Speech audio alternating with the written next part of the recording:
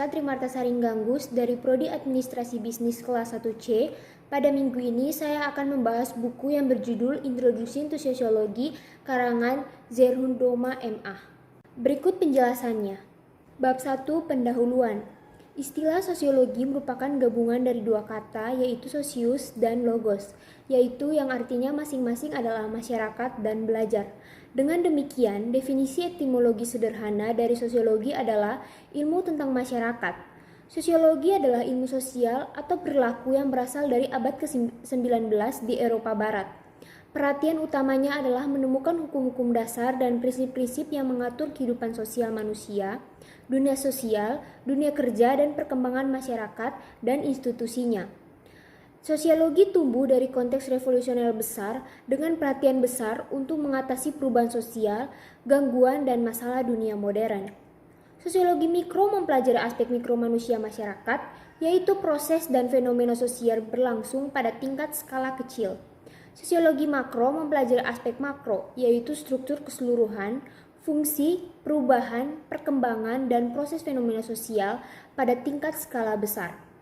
6 bidang besar kajian sosiologi adalah organisasi sosial dan teori sosial, perubahan sosial, masalah sosial, sosial proses, kelompok sosial, dan kontrol sosial. Belajar sosiologi memberikan kita pengetahuan sosiologis yang imajinasi. Cara yang mencerahkan untuk memahami kekuatan dan faktor yang mempengaruhi kehidupan kita sebagai individu, kelompok, masyarakat, dan bangsa. Sosiologi memberi kita banyak manfaat praktis dan memberikan kontribusi besar untuk solusi dari masalah-masalah sosial yang kontemporer. Bab 2 Masyarakat dan Budaya.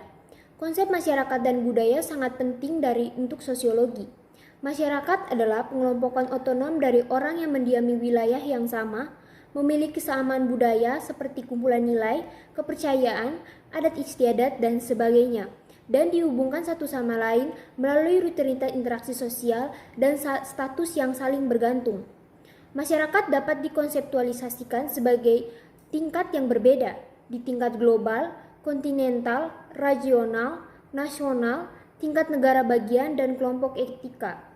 Tergantung pada berbagai kriteria, masyarakat dapat diklasifikasikan ke dalam berbagai kategori, seperti dunia pertama, dunia kedua, dunia ketiga, dan dunia keempat, berdasarkan ekonomi pembangunan dan status sosial ekonomi secara keseluruhan.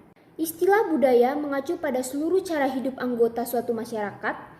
Ini termasuk apa yang mereka kenakan, memiliki adat istiadat perkawinan dan kehidupan keluarga, seni dan pola kerja, upacara keagamaan, rekreasi, dan sebagainya.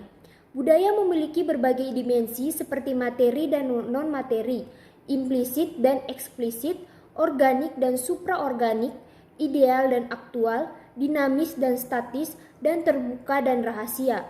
Unsur-unsur penting dari budaya meliputi simbol, bahasa, nilai, dan norma. Bab 3 Sosialisasi. Sosialisasi adalah proses umur hidup, tidak pernah berakhir di mana individu dilatih dan dipasang ke dalam fungsi norma masyarakat dan kelompok mereka. Hanya manusia secara biologis mampu untuk bersosialisasi. Dengan demikian, basis biologis yang membuat sosialisasi di manusia mungkin meliputi tidak hanya naluri, sosial, kebutuhan, kontak, kapasitas untuk belajar, masa kanak-kanak yang berkepanjangan, ketergantungan, dan bahasa. Peneliti sosialisasi telah mengidentifikasi mekanisme di mana sosialisasi terjadi disebut mode pelajaran sosial.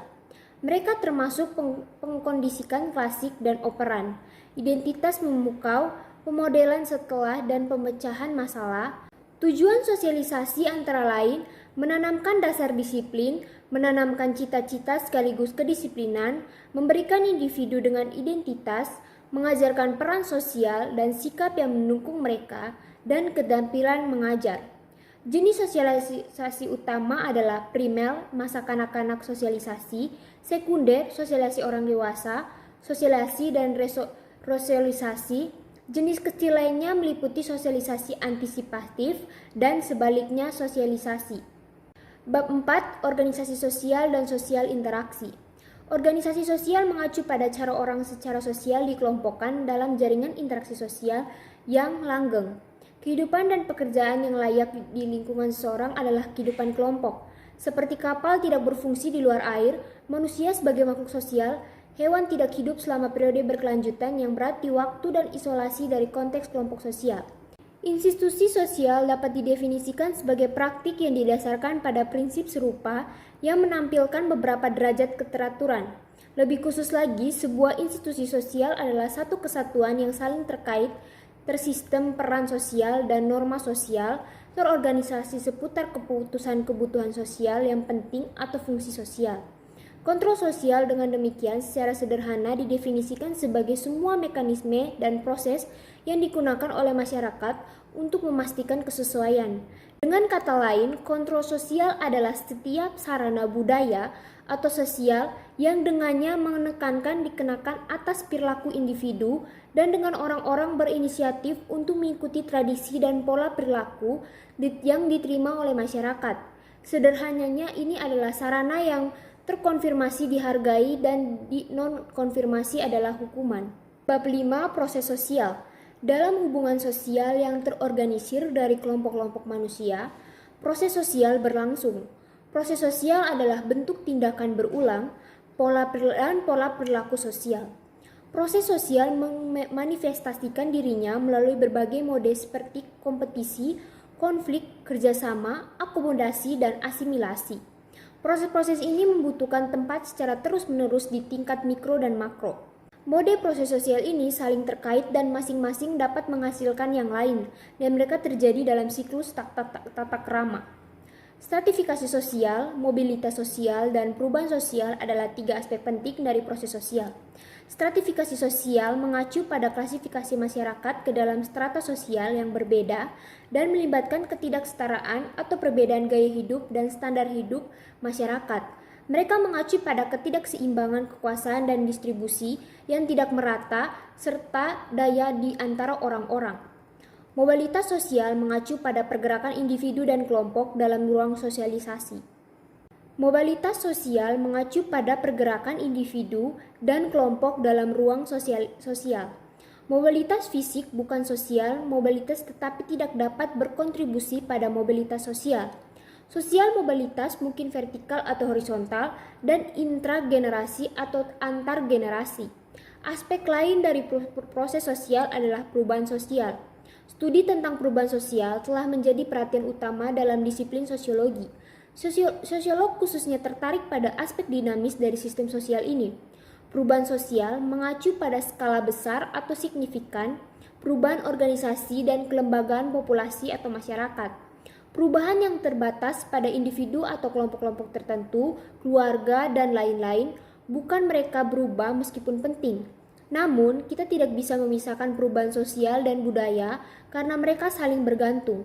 Perubahan sosial dapat membawa serta budaya yang berubah dan sebaliknya. Bab 6. Tinjauan sosial patologi. Istilah patologi sosial dan masalah sosial sering digunakan secara bergantian. Mereka merujuk pada apa yang sakit di masyarakat.